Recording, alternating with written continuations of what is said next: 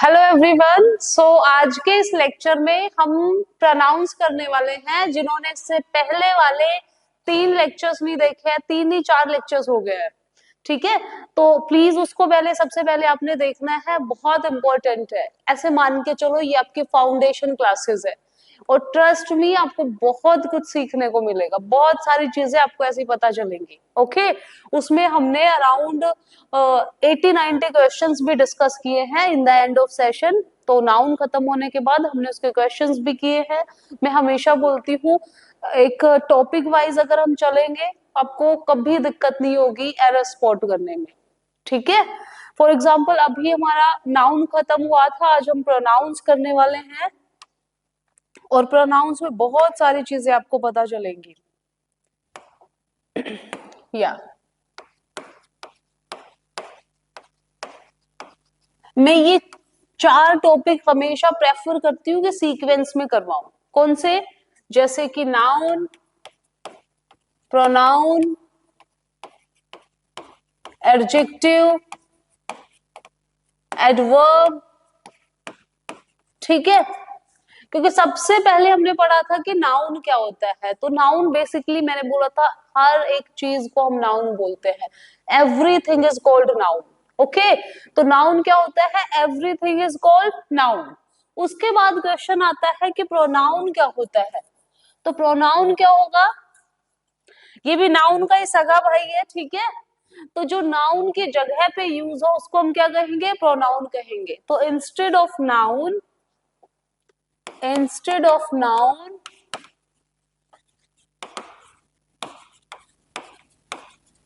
Of noun जिसको use किया जाए उसको हम क्या कहेंगे?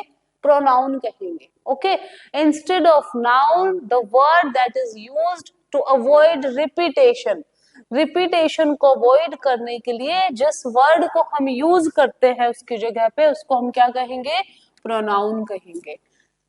क्लियर? जैसे मैंने बोला, Ram is my friend because, चलो मैंने लिख दिया आगे, he is very honest. Ram मेरा दोस्त है और वो बहुत ईमानदार है। कौन ईमानदार है?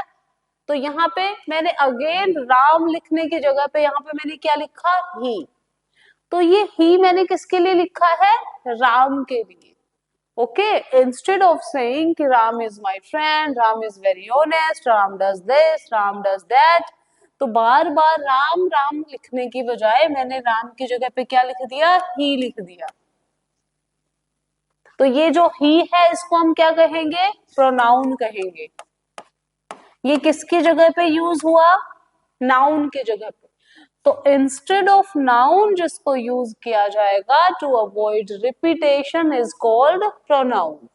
Is that clear? Yes. Now let's move ahead.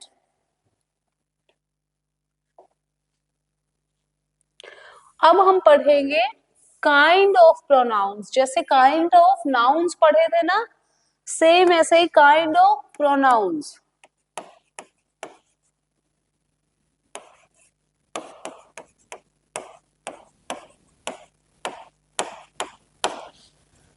ठीक है जी, ध्यान से सुन भी लोगे तो भी आपको समझ आ जाएगा। अब काइंड में क्या आएगा? कितने तरह के प्रोनाउंस होते हैं। सबसे पहले मैंने लिखा पर्सनल प्रोनाउन,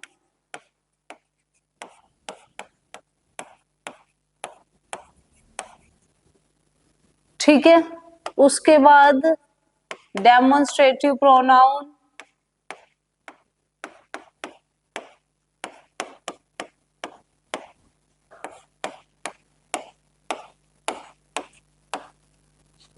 ओके जी। बट ये जो सबसे पहले जो मैंने पर्सनल प्रोनाउन लिखा है ना, इट इज वेरी इंपॉर्टेंट। इसमें आपको इतनी सारी चीजें सीखने को मिलेगी कि आपको ये सोच लो कि 70% प्रोनाउंस आपको समझ आ गए अगर आपको पर्सनल प्रोनाउन समझ में आ गया तो। ठीक है जी, कैसे? Let's see. या तो सबसे पहले मैंने क्या लिखा था? Personal pronoun. Personal pronoun.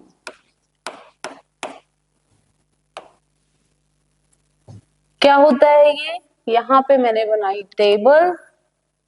सबसे पहले मैंने लिखा सब्जेक्टिव केस,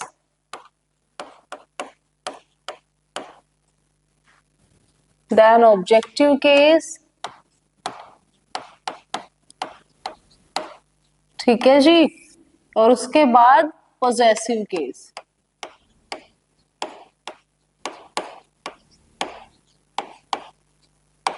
आपको ये याद नहीं रखना है कि ये सब्जेक्टिव, आपको ये पता होना चाहिए कि सब्जेक्टिव केस में होता क्या है, कौन से वाले प्रोनाउन से जिनको हम सब्जेक्टिव बोलेंगे, कौन से प्रोनाउन से जिनको हम ऑब्जेक्टिव और पॉजेसिव बोलेंगे, ठीक है जी, ये पता होना चाहिए।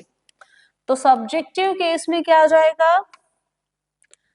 सब्जेक्टिव में जैसे मैंने लिखा I, we, you, they, he, she और इट, इनको क्या बोलेंगे हम? सब्जेक्टिव केस बोलेंगे। ओके,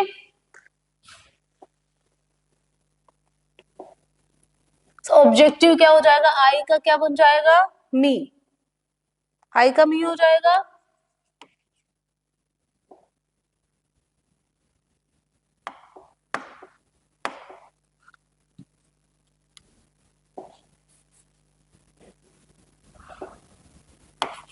आई का मी,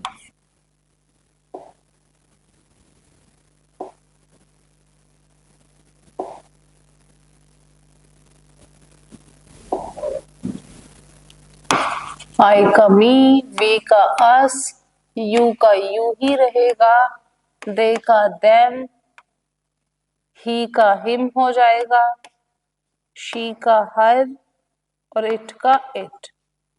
these are called objective case. चलो now let's move ahead. Possessive case क्या है? पोजेशन क्या, पोजेसिव केस क्या होता है? हमने नाउन्स में भी पढ़ा है ना। पोजेसिव केस क्या होता है? जब हम पोजेशन शो करते हैं, जैसे मैंने बोला दिस पेन इज माइन, तो माइन क्या है? पोजेसिव प्रोनाउन है। मैंने पेन के साथ पोजेशन शो की, मैंने बोला दिस इज माई पेन, ये भी करेक्ट है, माई भी पोजेसिव केस ही है। वो हम नेक्स्ट लेक्चर में पढ़ेंगे कि माई पोजेसिव एडजेक्टिव है, बट हम क्या पढ़ रहे हैं? Possessive pronoun. तो जैसे माइन हो गया, आर्स हो गया, योर्स हो गया, देयर्स, ठीक है जी, हिज हो गया, हर्स हो गया और इट्स हो गया। ये है पोजेसिव केस।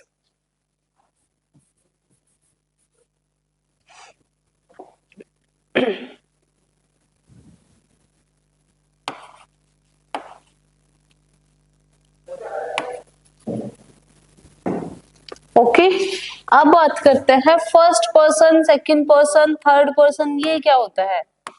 ओके, तो आई और वी को हम क्या कहेंगे? Are called first person. ये भी पता होना चाहिए, क्योंकि आगे जब हम रूल्स पढ़ेंगे तो मैं बोलूंगी यहाँ पे फर्स्ट पर्सन यूज होगा, यहाँ पे सेकंड पर्सन यूज होगा, 1 2 3 2 3 1, ये सही सीक्वेंस होना चाहिए, नहीं ये भी एरर में आ जाएगा। तो ये चीजें हमें पता होनी चाहिए। यू हमारा सेकंड पर्सन और रेस्ट ये जितने भी है are called third person. Okay, याद कैसे रखोगे? मैं ऐसे याद रखना, I is the first person, मैं फर्स्ट पर्सन हूं, तुम सेकंड पर्सन हो, एंड रेस्ट जितने भी बचे are called third person. Clear? मैं फर्स्ट पर्सन हूं और आप क्या हो? सेकंड पर्सन हो। क्लियर? चलो, अब इनको यूज कैसे करना है ये हम पढ़ेंगे। पहले इस टेबल को बहुत अच्छे से देख लो। ये मैंने first person, second person, third person लिखा है। यहाँ पे मैंने लिखा है subjective case, that is I, we, you, they, he, she और इट। उसके बाद मैंने लिखा है ऑब्जेक्टिव केस। ऑब्जेक्टिव केस में क्या आ जाएगा? मी हो गया,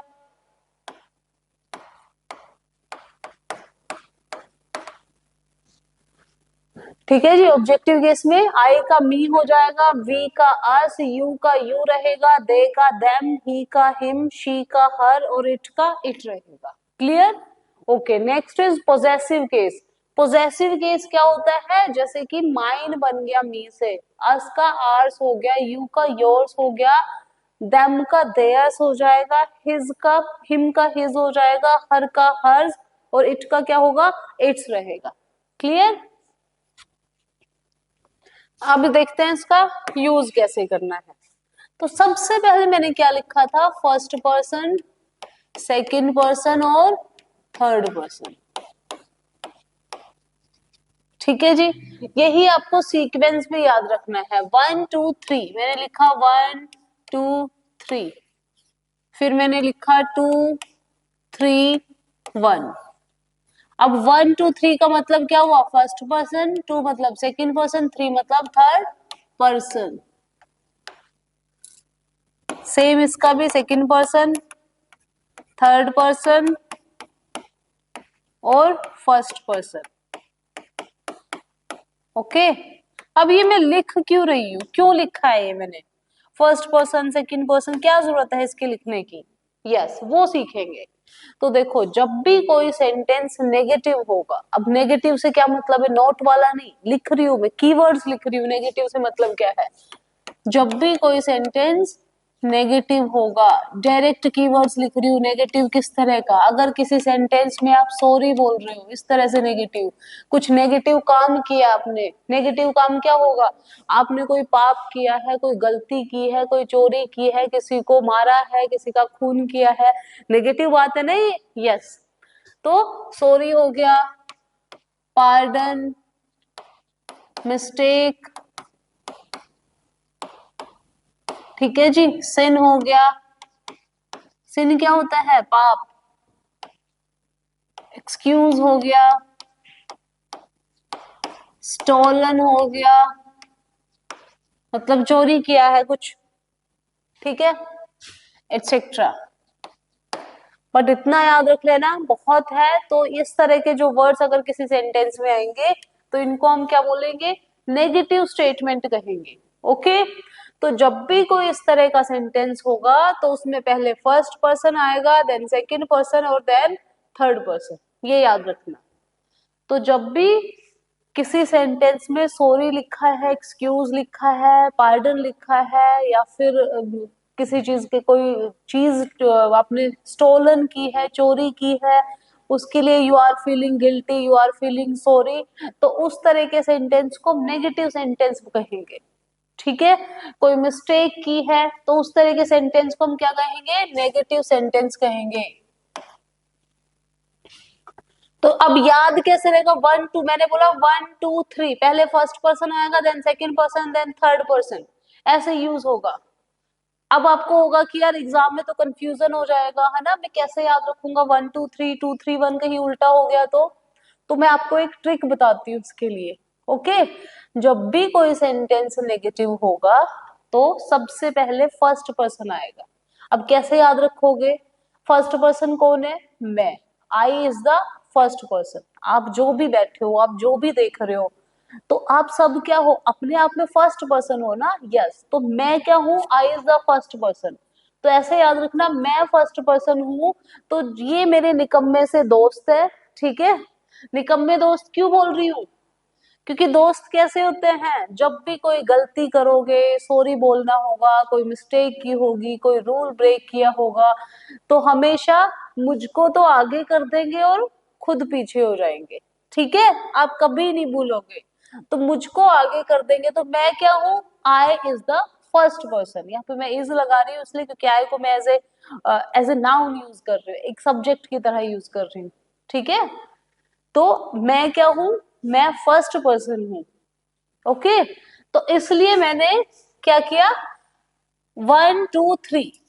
चलो एग्जाम्पल से ज्यादा बेटर समझ में आएगा। मैंने बोला ये आपके निकम्मे से दोस्त है, नहीं समझ में आए कि कौन सा सीक्वेंस यूज होगा तो read the sentence. Sentence positive है तो दूसरे वाला सीक्वेंस आएगा। अगर सेंटेंस नेगेटिव है तो मुझको आगे करेंगे। कैसे? Let's see.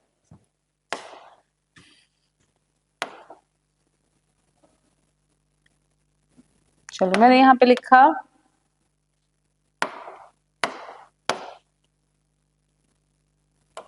you, he and I have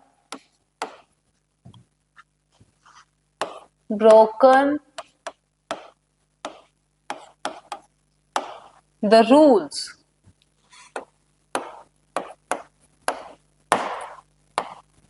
ठीक है, broken the rules. तो broken the rules मतलब हमने क्या किया है, हमने रूल ब्रेक किया है. क्लियर? तो अब मुझे ये बताओ, ये सेंटेंस है, ये स्टेटमेंट आपको आई है मान लो एग्जाम में, तो मुझे बताओ एरर कैसे फाइंड आउट करोगे. पहले तो सेंटेंस पढ़ो. अच्छा, रूल ब्रेक किया है, चाहे किसी का दिल तोड़ा है, अच्छी बात तो नहीं है ना, कुछ भी तोड़ना नहीं है ना. हाँ, तो मतलब सेंटेंस क्या है, नेगेटिव है. अब पढ़ो सेंटेंस को. नेगेटिव सेंटेंस है तो यू, ही एंड आई, मेरे को तो यहाँ पे पीछे किया हुआ है. बट रूल क्या बोलता है, जब भी कोई सेंटेंस नेगेटिव होगा तो यही दोस्त, ये दोस्त ऐसे मानना, तो ये दोस्त मुझको तो क्या कर देंगे, आगे कर देंगे. ठीक है, तो मुझे तो कर देंगे आगे, खुद हो जाएंगे पीछे. तो ग्रामेटिकली ये सेंटेंस बिल्कुल गलत है. जब हम लोग बात करते हैं, आप कुछ भी बोल देते हो, है ना, कि you, he and I are going, I, you and he are going, nobody is going to pay attention कि भाई इसने किसका नाम पहले लिया, किसका बाद में लिया. बस इतना समझ में आया कि ये तीनों जा रहे हैं. क्लियर? बट ग्रामेटिकली गलती होगी, grammatically there will be an error अगर इस तरह का सेंटेंस आया तो. Okay, let's see. तो सबसे पहले फिर अकॉर्डिंग टू रूल क्या होना चाहिए, आई पहले आना चाहिए ना, then you, then he, she, they, जो भी होगा. तो मतलब ये सेंटेंस क्या है, गलत है. ये ए पार्ट में एरर है. तो हम क्या करेंगे, आई, फिर सेकंड पर्सन मेरे साथ वाले को लपेटेंगे, है ना. गलती की है ना, तो I, you and he. He is third person. I, you and he have broken the rules. Clear? एक और एग्जाम्पल करते हैं. You, they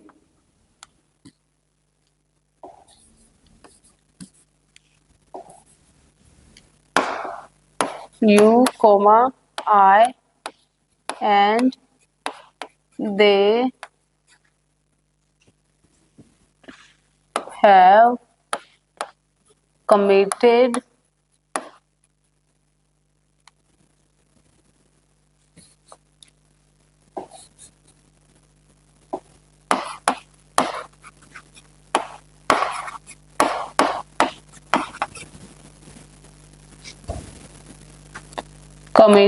a sin. sin क्या होता है, committed a sin, committed a mistake. ठीक है, मिस्टेक के साथ वैसे हम committed लगाते हैं. हमने कोई गलती कर दी है. अब मुझे बताओ क्या ये सेंटेंस ठीक है, बताइए.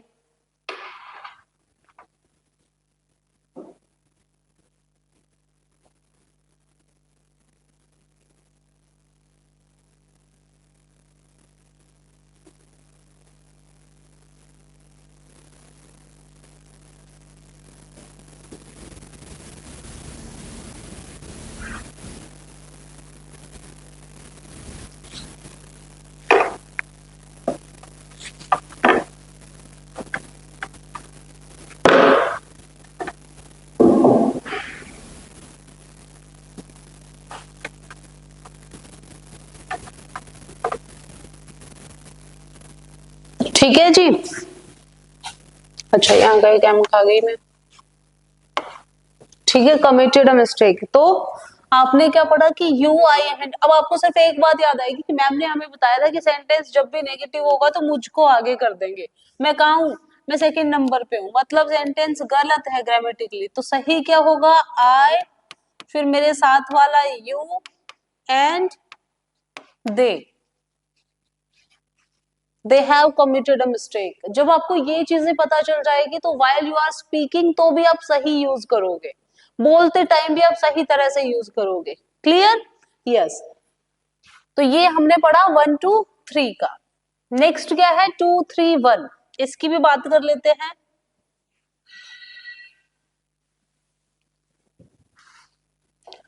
अब जब सेंटेंस अफर्मेटिव होगा, अफर्मेटिव क्या होता है, अफर्मेटिव क्या होता है, पॉजिटिव बोल सकते हैं हम, ठीक है जी। पॉजिटिव क्या होता है, जिसको किसी से कोई शिकायत नहीं है, कोई गिला नहीं है, पॉजिटिव सेंटेंस है। उसमें 1 2 3 मतलब नॉर्मल रहेगा, मतलब मैं सॉरी 2 3 1 होगा। तो ऐसे मानो जब सेंटेंस पॉजिटिव होगा, ठीक है, तो ये ही निकम्मे दोस्त, जब आपका सेंटेंस पॉजिटिव होगा आपको तो कर देंगे पीछे, खुद हो जाएंगे आगे, बस ऐसे याद रखना है। जब भी सेंटेंस नेगेटिव होगा, कोई मिस्टेक होगी, कोई सिन किया होगा, कोई रूल ब्रेक किया होगा, तो क्या हो जाएगा, आपको तो हमेशा क्या कर देंगे, आगे, खुद हो जाएंगे पीछे। तो आपको आगे करेंगे मतलब फर्स्ट पर्सन पहले आएगा। वही सेंटेंस अगर पॉजिटिव होगा तो आपको कर देंगे पीछे, खुद हो जाएंगे आगे। क्लियर? Yes, let's see. मैंने लिखा you, I and they are going to the party.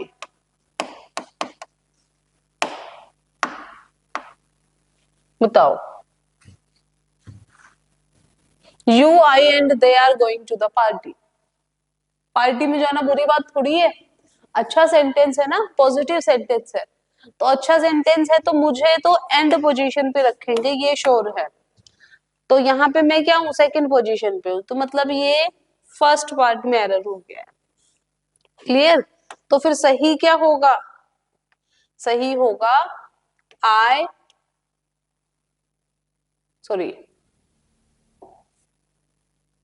या सही होगा you comma they and I are going to the party.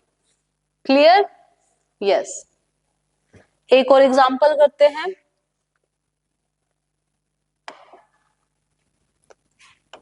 ही,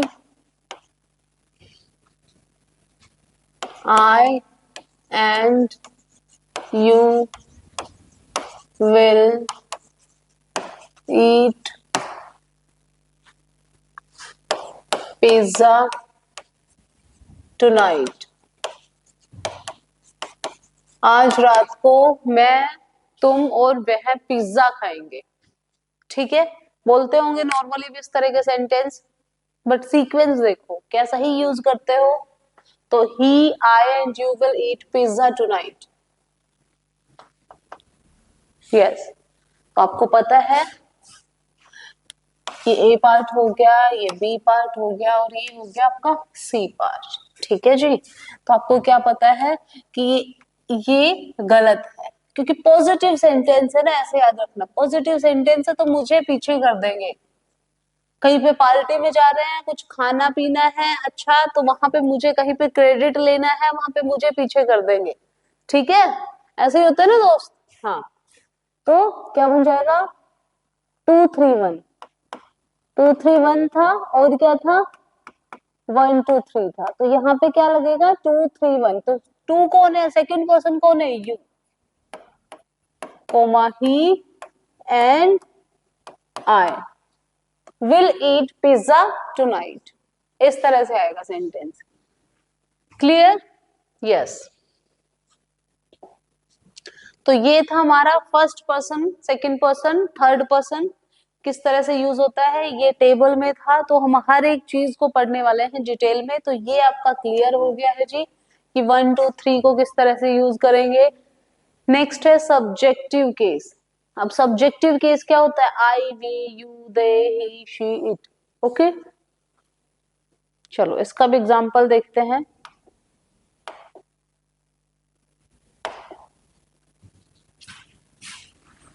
पहले तो सब्जेक्टिव केस याद रखना।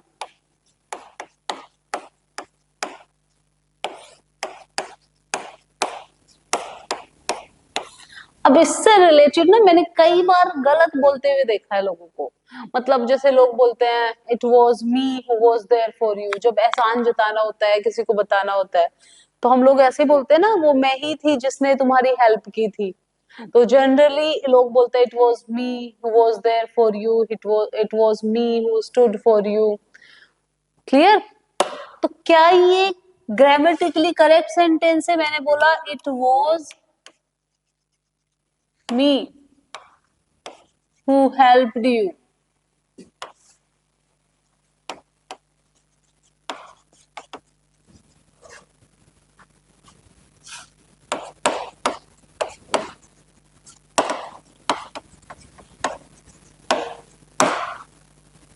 ठीक है, it was me who helped you in the exams. तो क्या ये करेक्ट सेंटेंस है, करेक्ट स्टेटमेंट है? तो ग्रामेटिकली ये गलत है। ठीक है, गलत कैसे है? इट वॉज मी नहीं आएगा, इट वॉज आई आएगा। कैसे आएगा, क्यों आएगा, ये हम पढ़ेंगे। ठीक है, तो सब्जेक्टिव केस में क्या होता है? सब्जेक्टिव केस क्या था? I, we, you, they, he, she. ये क्या है? ये सब्जेक्टिव केस है। ओके जी। तो जब भी कोई सेंटेंस हेल्पिंग वर्ब से स्टार्ट होगा, ये इसका लॉजिक बता रही हूं मैं। whenever a sentence starts with helping verb, then inverted form of the verb will be used। ठीक है जी।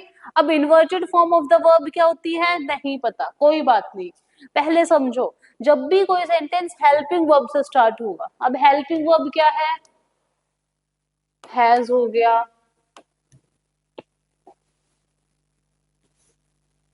ठीक है जी। हेल्पिंग वर्ब क्या है? हैज हो गया, हैव हो गया, हैज, हैव, वॉज, वर। ठीक है, तो या अब सुन लो इसको ध्यान से। या तो कोई सेंटेंस हेल्पिंग वर्ब से स्टार्ट होगा if a sentence starts with helping verb और टू बी वर्ब, और to be verbs.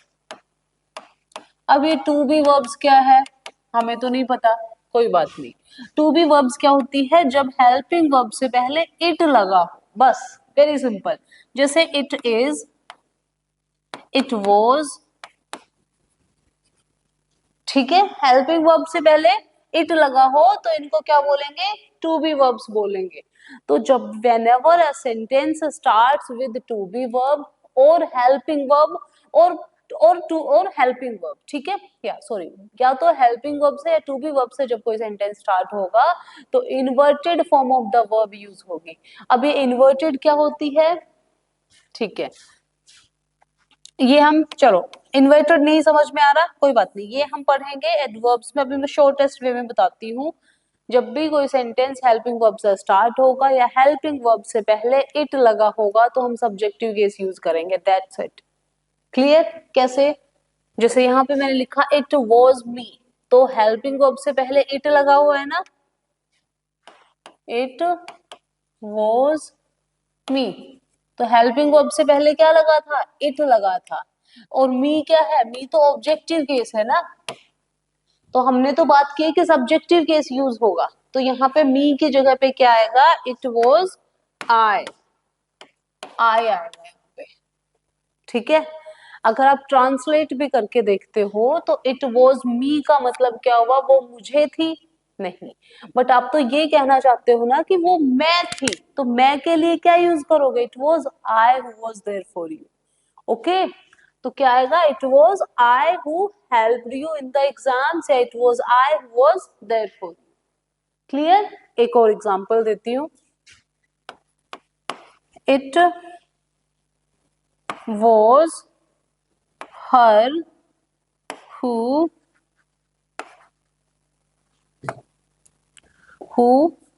brought you home। It was her who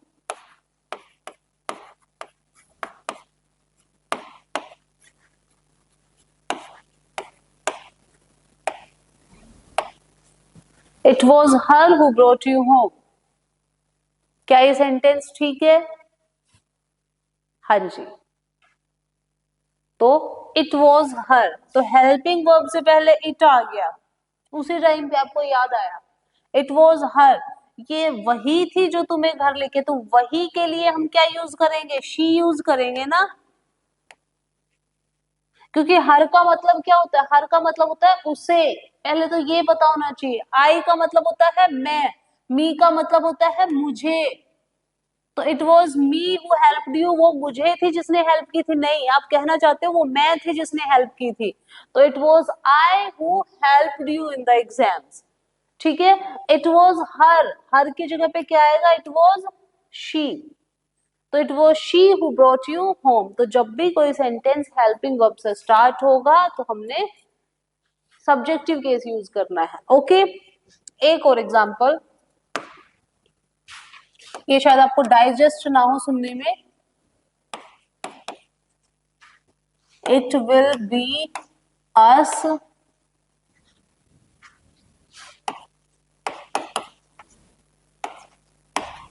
who will buy a new house, who will buy a new house,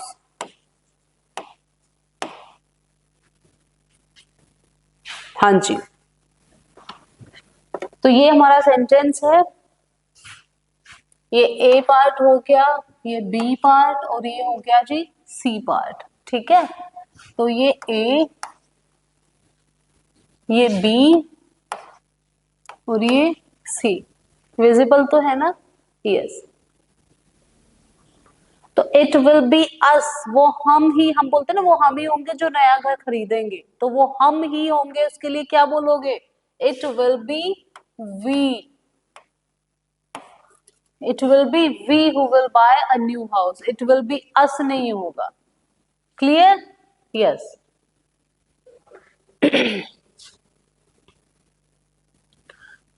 चलो, तो हमने first person, second person, third person पढ़ा, उसके बाद हमने पढ़ा subjective case कहाँ पे यूज होगा, ये भी हमारा हो गया है। अब बात करते हैं ऑब्जेक्टिव केस की, ऑब्जेक्टिव केस कहाँ पे यूज किया जाता है, ठीक है जी। तो ऑब्जेक्टिव केस हम कहाँ पे यूज करेंगे, ऑब्जेक्टिव केस है क्या, रिकॉल कर लो, आई का क्या बन जाता है, मी, वी का अस, यू का यू ही रहेगा, दे का देम, शी का हर, ही का हिम, ठीक है, और इट का इट रहेगा। तो ये सब क्या है, ऑब्जेक्टिव केस है, मैं बहुत इंपॉर्टेंट बताने वाली हूँ, एरर्स में बहुत काम आएगा आपको। तो ऑब्जेक्टिव केस कब यूज होगा, ये तो ऑब्जेक्टिव केस है, पहले तो आपको ये पता होना चाहिए ऑब्जेक्टिव केस है क्या, ओके। और इसको यूज कहाँ पे करना है ऑब्जेक्टिव केस को हमने, या अब जब भी कोई सेंटेंस में या तो लेट गिवन होगा, ठीक है जी, या फिर कोई प्रेपोजिशन होगी,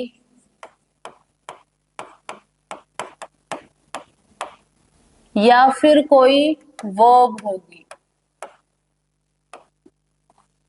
क्लियर, या तो लेट होगा, या कोई प्रेपोजिशन होगी, या फिर कोई वर्ब गिवन होगी, तो हम क्या यूज करेंगे, ऑब्जेक्टिव केस यूज करेंगे, ठीक है। जैसे कि मैंने बोला लेट मी गो, बोलते ना मुझे जाने दो, late me go, let her speak, ठीक है जी।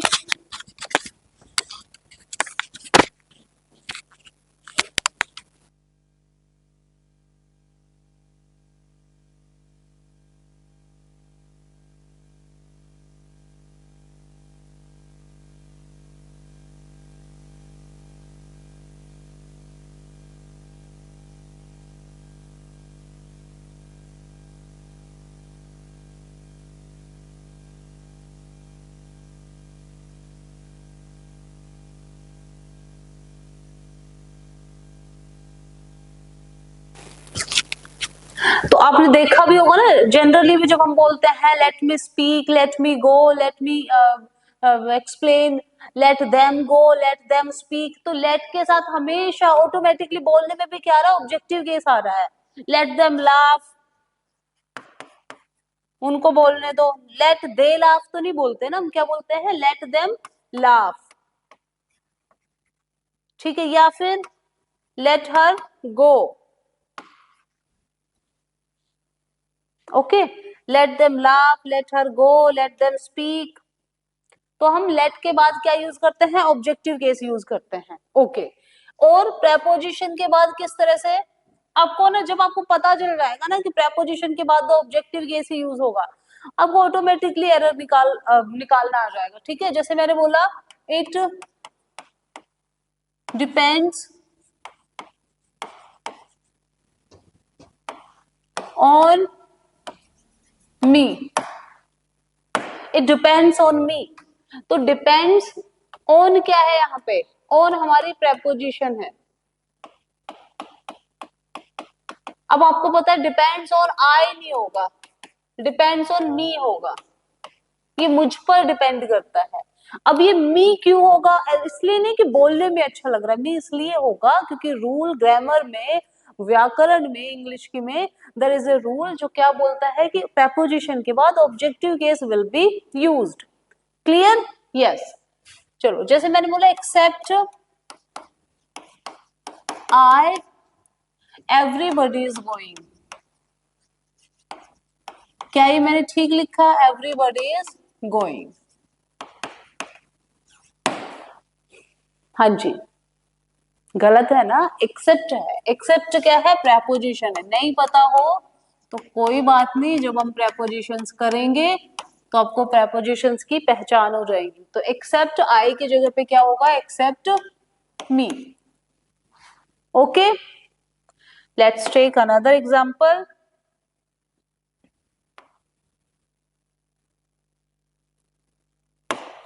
ओके, नेक्स्ट मैंने लिखा बिटवीन हिम एंड आई।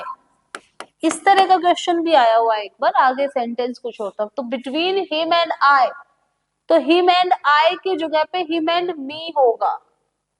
ठीक है जी, क्योंकि हिम तो ठीक है, ऑब्जेक्टिव केस ही है। बिटवीन हमारी क्या है, प्रेपोजिशन है, तो दोनों केसेस ही ऑब्जेक्टिव होंगे। क्लियर? नेक्स्ट है वर्ब। वर्ब का एग्जांपल ले लेते हैं।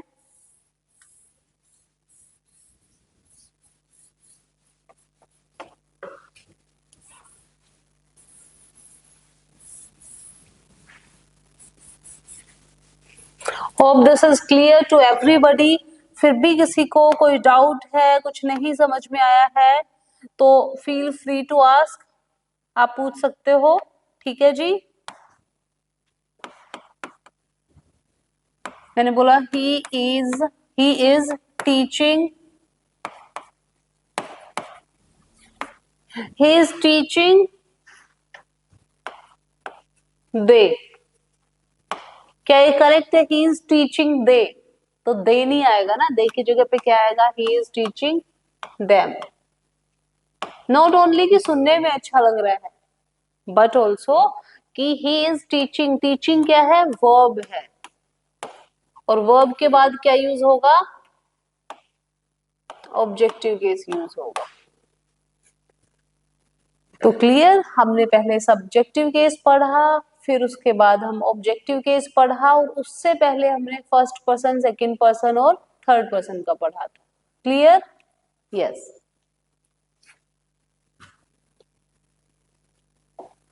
ओके, इसके बाद क्या था, पोजेसिव केस। लिस्ट याद है? यस। इसके बाद क्या है, पोजेसिव केस। पोजेसिव केस कहाँ यूज होता है,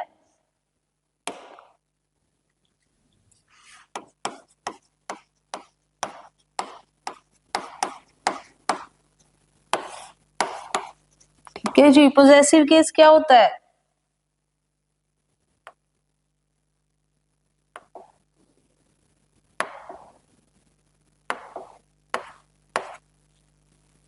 जैसे माइन हो गया, yours, ours, theirs, hers, its, ऐसा ऐसा लग रहा है ना मोस्टली सबके एंड में। तो ये क्या है? पोजेसिव केस है।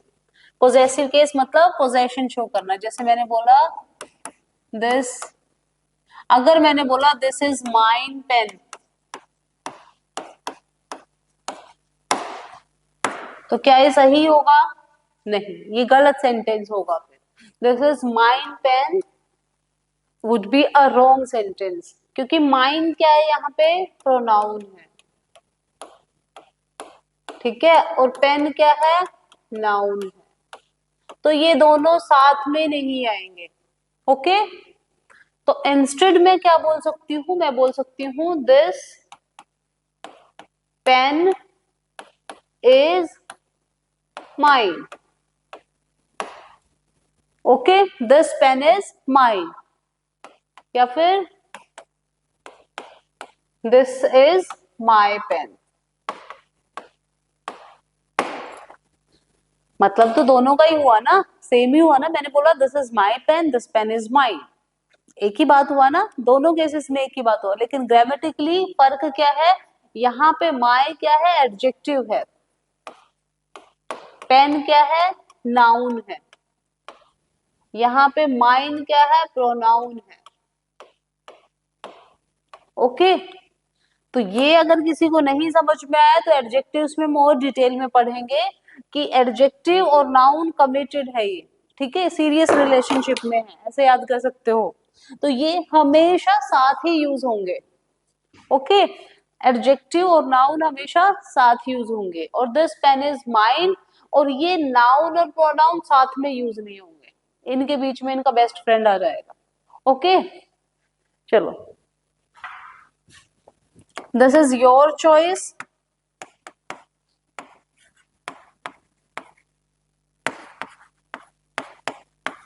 और मैं क्या बोल सकती हूँ?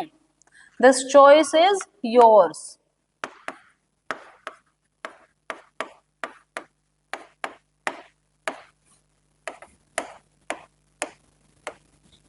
ठीक है जी, दिस इज योर चॉइस या फिर दिस चॉइस इज योर्स। तो पोजेशन हो गई ना, इट इज हर चॉइस, या फिर क्या कह सकते हो? Choice is hers.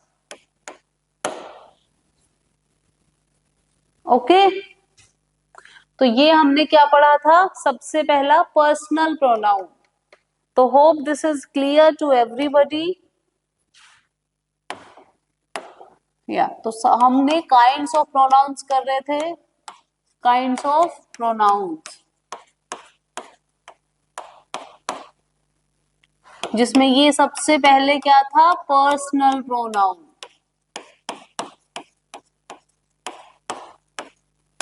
ओके जी, जिसकी हमने वो पूरी लिस्ट की है। तो ये बहुत इंपॉर्टेंट था, आपको पता होना चाहिए। अब नेक्स्ट क्या है? Next is demonstrative pronoun.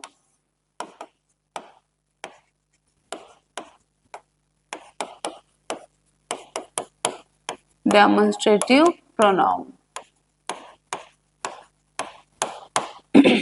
अभी डेमोन्स्ट्रेटिव प्रोनाउन क्या होता है? डेमोन्स्ट्रेट क्या होता है? किसी चीज की तरफ डेमोन्स्ट्रेट करना, इशारा करना।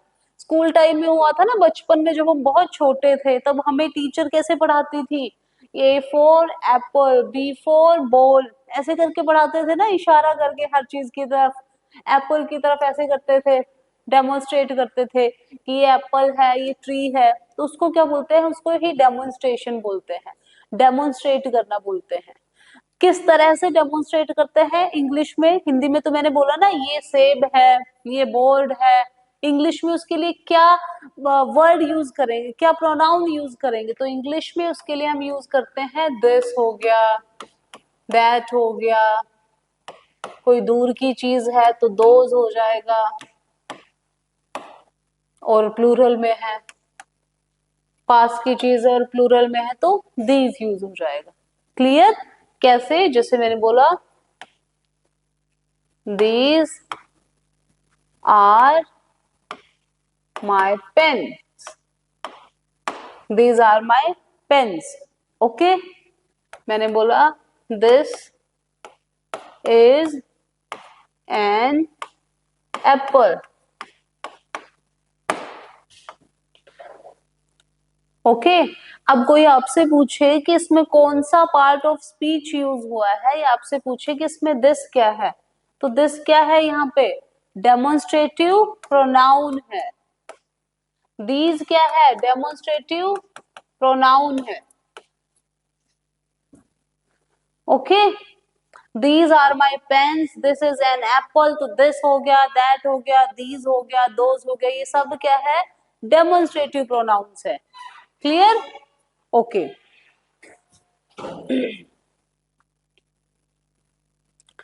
नेक्स्ट है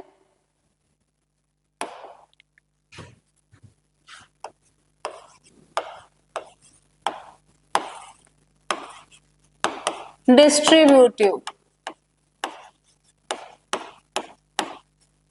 डिस्ट्रीब्यूटिव प्रोनाउन, ठीक है जी। डिस्ट्रीब्यूटिव प्रोनाउन क्या होता है? जैसे कि ईदर हो गया, नीदर हो गया, नन हो गया, ये क्या है? डिस्ट्रीब्यूटिव प्रोनाउन है। ओके, जैसे मैंने बोला either of you can go. Either use होता है दो के लिए, नीदर भी दो के लिए यूज होता है, लेकिन नीदर का मतलब होता है दोनों में से कोई भी नहीं। मान लो कि दो पर्सन हो आप, एक राम है एक श्याम है, ठीक है, एक मोटू है एक पतलू है, ये मोटू है और एक क्या है? पतलू है। मैंने बोला नीदर ऑफ यू कैन गो, आप दोनों में से कोई भी नहीं जा सकता।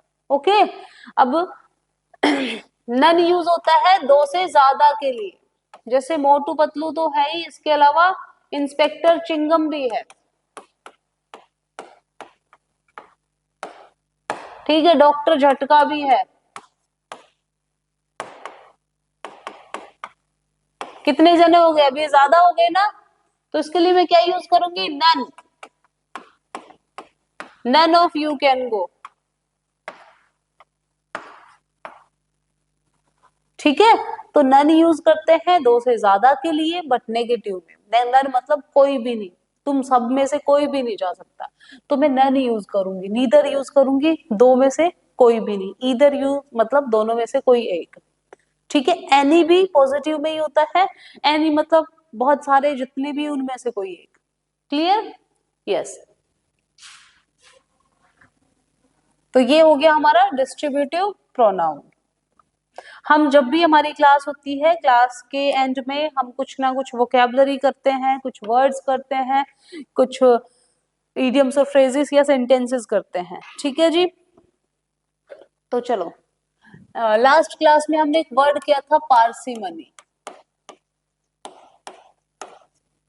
रिमेम्बर?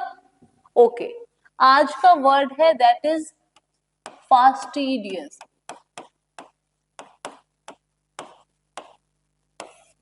ठीक है, फास्टिडियस का मतलब क्या होता है? फास्टिडियस होता है जो इंसान ना बहुत नखरे करता हो, जिसके बहुत नखरे हो, बहुत मीन मेख निकालता हो, उसको हम बोलते हैं फास्टिडियस। हम में से भी कोई होगा ना जिसके नखरे बहुत हो, जो बोलने चालने में बहुत ज्यादा हो, खाने पीने में बहुत नखरे हो जिसके, ठीक है। जैसे मैं अपना बताऊं तो मेरे ना खाने पीने में बहुत नखरे हैं, तो मैं बोल सकती हूँ कि I am a fastidious person. Yes, ठीक है। तो आप भी किसी को बोल सकते हो कि ये क्या है? फास्टिडियस पर्सन है बहुत।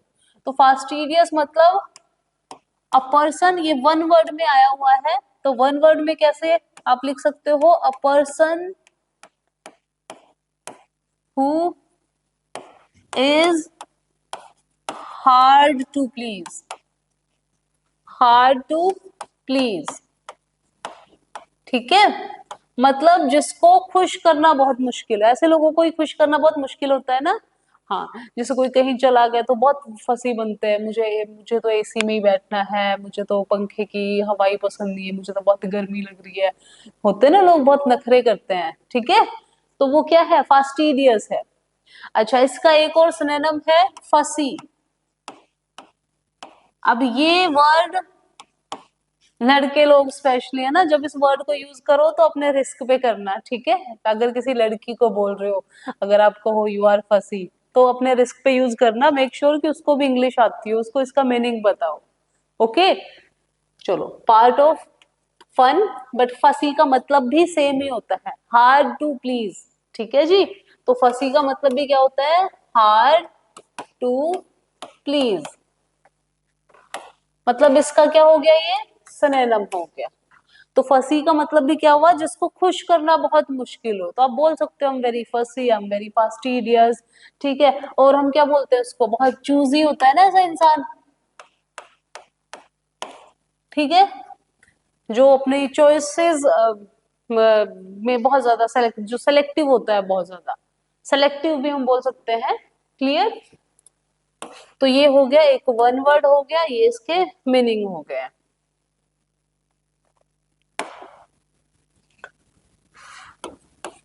इसके अलावा हमने वन वर्ड्स किए थे, इफ यू रिमेम्बर, याद है कि भूल गए हो। चलो, एक वर्ड लिख रही हूं मैं, एग्नोस्टिक। ओके, एग्नोस्टिक का मतलब क्या होता है, और एक और वर्ड लिख रही हूं, एथीस्ट।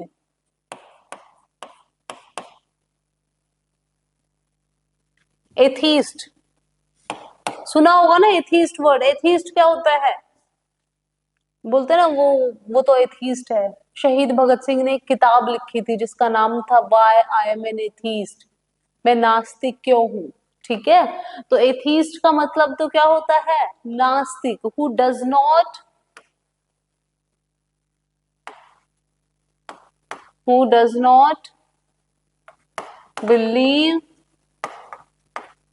in God, simple. यही सुना है ना हमने, जो भगवान में यकीन नहीं करता उसको हम क्या बोल देते हैं, एथीस्ट बोल देते हैं, ठीक है।